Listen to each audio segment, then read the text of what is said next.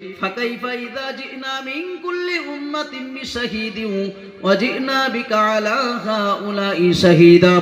যে আয়াতের মানে হলো কিয়ামতের দিন সকল নবীদের সামনে আল্লাহ পাক তার উম্মতদেরকে ডাকবেন, আর উম্মতে মুহাম্মাদের সামনে উম্মতে মুহাম্মাদের নবী মুহাম্মদ সাল্লাল্লাহু আলাইহি ওয়াসাল্লামকে উম্মতের সামনে পেশ করা হবে।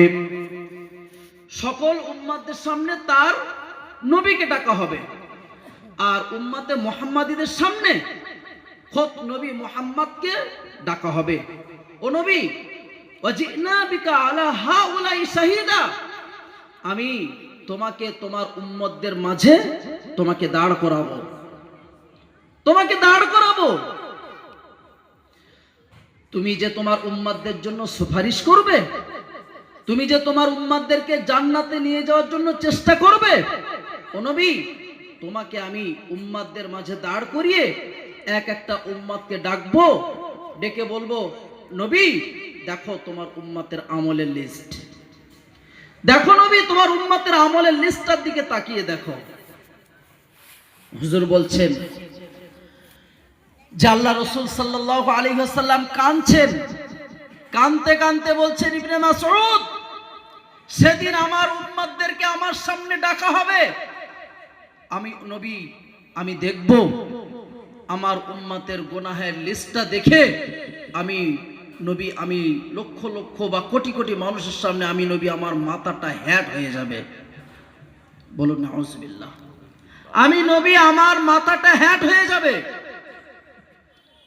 উম্মতকে জিজ্ঞাসা করব, উম্মত কি আমল তুমি নিয়ে এসেছো? উম্মত কি নিয়ে এসেছো তুমি? এটা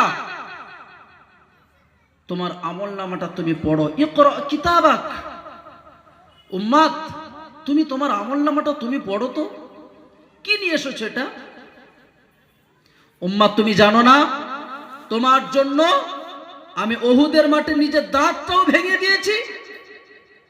উম্মত তুমি জানো না তোমার কাছে দিনটা পৌঁছে দেওয়ার জন্য মাস কি মাস আমার বাড়িতে উনানের ধরার ব্যবস্থা হয়নি?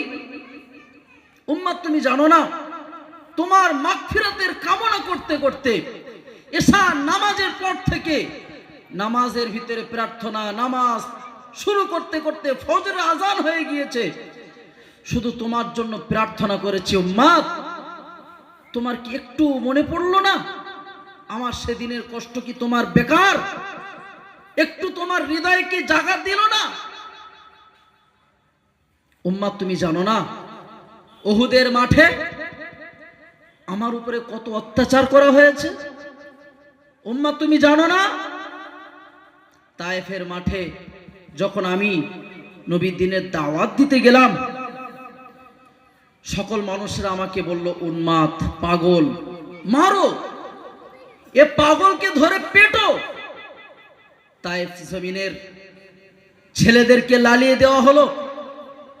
সেই সমস্ত ছেলেরা আমাকে পাগল বলে মারতে মারতে আমার পিঠটা এত ছিদ্র করে দিয়েছে, আমার সমস্ত গাটা, শরীরটা, শরীর মোবারকটা রক্তে রঞ্জিত হয়েছে, জুতোর সঙ্গে রক্তে জমাট বেঁধে গিয়েছে।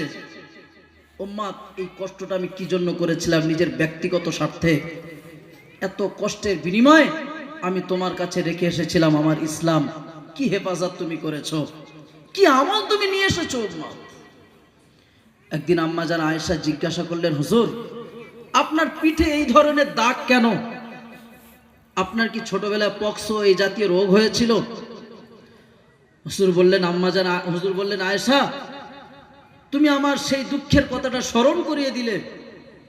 তুমি জানো না তায়েফের মাঠে আমার উম্মতকে দিনের দাওয়াত পৌঁছানোর জন্য আমাকে মারতে মারতে তারা আমার পিঠটা এমন ছিদ্র করে দিয়েছে, আমি উঠে দাঁড়ানোর মতো ক্ষমতা হারিয়ে ফেলেছিলাম।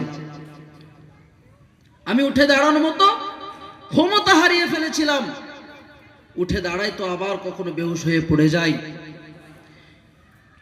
আমি নবী আমার গায়ে তো একটা মোছা মাসিও বসে না, তাহলে আমার গায়ে কি ঘা পাশারা এগুলো হবে না? এগুলো হলো আমার সেদিনের কষ্টের একটা চিহ্ন।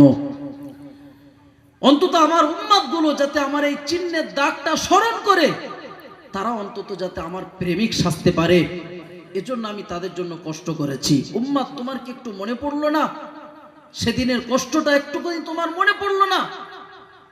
তোমার বয়স আজকে হয়ে গিয়েছে 40, 30 বছর বয়স, 12 বছর থেকে তোমার নামাজ ফরজ হয়েছে। এই 18 বছর তুমি নামাজ পড়লে না। তোমার জীবনে একক তো ফরজের নামাজ নাই। ফজরের নামাজ, এশার নামাজ, মাগরিবের নামাজ ওইভাবে চলে গিয়েছে। তোমার বিবেকটা একটু দংশন করলো না? এখনো তুমি নারীবাজিতে মত্ত হয়ে আছো। তুমি তোমার কোরআনের আয়াতের দিকে একটু তাকালে না? 40টা বছর পার করেছো, ইনকামটা হারামের উপর দিয়ে কাটিয়ে গেলে, এখনো তোমার বিবেকটা ঘুরলো না? জি, আর কবে শুধরাবে? কবে রসুল প্রেম আমাদের ভিতরে জাগবে?